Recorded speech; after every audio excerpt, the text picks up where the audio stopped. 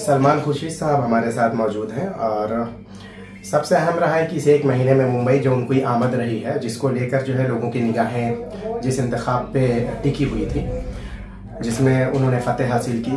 Sir, सबसे पहले आपको ढेर सारी मुबारकबाद की इस इंतखाब में, क्योंकि जो इस बार लड़ाई थी वो लड़ाई जो है आरएसएस वर्सेस जो है, आप क्या कहेंगे आप? देखिए, बन तो गई थी, कुछ लोग समझते थे कि आरएसएस वर्सेस हम लोग जो भी हैं, कभी कोई कांग्रेस कहता था, कोई कुछ कहता था, लेकिन इसका कांग्रेस से कुछ लेना देना नहीं था। जो लोग ये समझते थे कि एक ख़ास बिरादरी या एक ख़ास आइडियोलॉजी का जो है उस पर असर नहीं होना चाहिए, इस्लामिक सेंटर खुद मुख्तार रहे और जो इस्लामिक सेंटर की जो एक सेकुलर सोच है उस सेकुलर सोच से वाबस्ता रहे, तो उसमें जाहिर और लोग भी थे, कांग्रेस के लोग भी थे और लोग भी थे, कई जमातों के लोग थे जो सब ये समझते थे कि इस वक्त हमको अपनी आज़ादी, अपनी खुद मुख्तारी को प्रोटेक्ट करना है और कोई भी हो, किसी भी जमात से कोई ताल्लुक रखता हो, वाबस्तगी हो, वो आकर उस जमात की जो राय है वो यहाँ पर दबाव डालकर थोपने की एक तरह से कोशिश जो थी, वो नहीं होना चाहिए। इस वजह से सब लोगों ने इसको माना कि ये फैसला जो है वो आरएसएस के मुखालिफ है। आरएसएस का कोई आदमी अगर आया है तो उसकी मुखालफत यहाँ करनी है, तो कुछ लोगों ने इसको ये शक्ल दी है, नौयत दी। ऐसा नहीं लगता था कि सर ये एक तो कोशिश थी कि जैसे मुसलमानों से वाबस्ता जो इदारे हैं, इंस्टीट्यूशन है, इन सब जगहों पे जहाँ जहाँ दखल अंदाजी हो सकती है आरएसएस के जरिए, यहाँ पे भी एक कोशिश की गई थी जो नाकाम साबित हुई। अब मानिए अगर ये कोशिश थी कि नहीं थी, कि हम तो नहीं जानते हैं कि हमसे तो किसी ने आरएसएस के किसी आदमी ने नहीं कहा कि हमने ऐसा चाहा है और हमने अपना नुमाइंदा यहाँ खड़ा किया है, लेकिन जो बात सामने आई वो यही थी और उनकी तरफ से इस पर कहीं इनकार तो हुआ नहीं। उन्होंने तो कोई सफाई नहीं ऐसी दी कि नहीं ये सब गलत है और मेरे अपने रिश्ते हो सकते हैं, लेकिन यहाँ पर उसका कोई लेना देना नहीं है, ऐसा कुछ सामने नहीं आया। तो जाहिर है लोगों ने उसमें से जो समझना चाहा वो लोग समझे। सर, अभी जो सबसे अहम जो इशू चल रहा है, जो मौजू चल रहा है और जो बातें वक्फ तरमीम को लेकर है, सर किस नज़रिए से देखते हैं? इसमें अब हुकूमत ने इसको मामले को जॉइंट पार्लियामेंट्री कमेटी में दिया है, तो वहाँ हर एक अपनी बात जाके रख सकता है, रखेगा भी।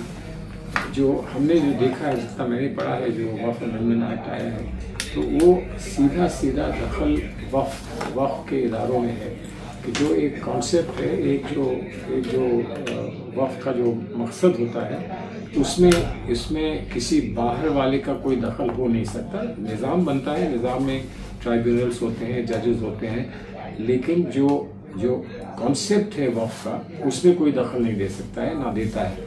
अब क्या है, अब लग रहा है कि वक्फ क्या चीज़ है और वक्फ को कैसे बनाया जा सकता है और किसको वक्फ माना जा सकता है, इसमें दखल देने की कोशिश हो रही है। इसीलिए ये हम लोगों को एक बहुत बड़ा ख़तरा लगता है, क्योंकि ये ऐसा है कि जो कॉन्स्टिट्यूशन में जो हक मिले हुए हैं, हर बिरादरी को जो हक मिले हैं कॉन्स्टिट्यूशन में, उसमें दखल अंदाजी ये हो रही है। इसी वजह से आप लोगों को इतनी शिकायत सुनने को मिल रही है। सर, वक्फ ही एक ऐसा इदारा था जो कहीं ना कहीं जो है एक तरह से इसकी अगर सही तरीके से, सही मायने में अगर इसका रख रखाव, सारी चीज़ें बेहतर हो जाए तो मुसलमानों की फलाह बहबूद के लिए बहुत बेहतर काम किए जा सकते थे। इसी एक चीज़ को लेकर जो है हुकूमत को शायद कहीं ना कहीं वो खटक रही थी और वो चीज़, और इसमें भी जो है एक तरह से जो है दखल अंदाजी। तो मुसलमानों से जुड़े जो इश्यूज़ हैं, अभी हाल ही में जो है उद्धव ठाकरे ने भी ये वाज़ेह कर दिया है कि सिर्फ वक्फ की मिल्कियत ही नहीं, बल्कि हिंदुओं के भी जो मुकामात मुक़द्दसा हैं, जो उनकी इबादत गाहें हैं और जिनके ऊपर जो है, जिनके कमेटियों में जो है मुसल्लत कर रही हुकूमत, उसके खिलाफ भी हैं। उद्धव ठाकरे ने तो अपना मौक़िफ़ वाज़ेह कर दिया है। लोग ये चाहते हैं कि जो सेकुलर पार्टियां हैं वो भी अपना मौक़िफ़ इसी तरह से जाहिर करें। जाहिर है, तो हो गई, इसमें क्या, इसमें कोई दुश्वारी की बात है नहीं कि यहाँ कोई वक्फ को या मुसलमानों को या किसी और बिरादरी को हैंड पिक नहीं किया जा रहा है। जो कानून सब पर लागू होता है उसी कानून की बात हो रही है। औरों पर जो कानून लागू होता है, जो उनके इदारों पे कानून लागू होता है, उनके मजहबी जो भी इदारे हैं उन पे लागू होता है, वही इस्लाम के इदारों पर भी होना चाहिए। सिर्फ इतनी बात है। अब उसमें किसी ने हर एक का नाम लिया कि नहीं लिया, उस तरीके से कहा जैसे कि यहाँ कहा गया है या किसी और तरीके से कहा, लेकिन जो लुब्बे लुबाब है उसका वो वही निकलता है कि जो इदारे हैं किसी के भी हो, किसी मजहब से भी उनका ताल्लुक हो, उन पर वही कानून लागू होना चाहिए जो कानून हमारे आइन के तहत जो कानून सब पे लागू है। आखिरी सवाल है मेरा सर, जो उस कमेटी के इंचार्ज हैं जगदम्बिका पाल जो है, वो इन दिनों लोगों से मुलाकातें कर रहे हैं और उनका मौक़िफ़ भी जानने के या अंदर क्या चल रहा है इन सारी चीज़ों को। सर आप लोग की भी जो कुछ तबादला ख्याल हुआ है इन चीज़ों को लेकर? अभी नहीं हुआ, लेकिन पार्टी की तरफ से डेलीगेशन मिलेगा, उससे ज़रूर यकीनन मिलेगा। लेकिन उसके अलावा और बहुत सारे इदारे हैं जहाँ पर आम लोगों के बीच में जो गुफ्तगू हुई है और जो लोग दानिश्वर हैं उनको यकीनन, जिनको यूनिवर्सिटीज़ में हैं या और किसी इदारे से जुड़े हैं जैसे पर्सनल लॉ बोर्ड वगैरह है, वो भी यकीनन अपनी जो राय है वो उसके सामने रखेंगे। बहुत बहुत शुक्रिया हमसे बात करने के लिए। तो ये थे सलमान खुर्शीद साहब जिन्होंने अपने ख्यालात का इजहार किया। चूँकि इस बिल को लेकर जो है हर सू इसकी मुखालफत की जा रही है और अब ऐसे में ये भी देखने वाली बात होगी कि जो हुकूमत जो पूरी तरह से इस बिल को जो है नाफिज करने पे आमादा है वो इसमें कामयाब हो पाती है या नहीं।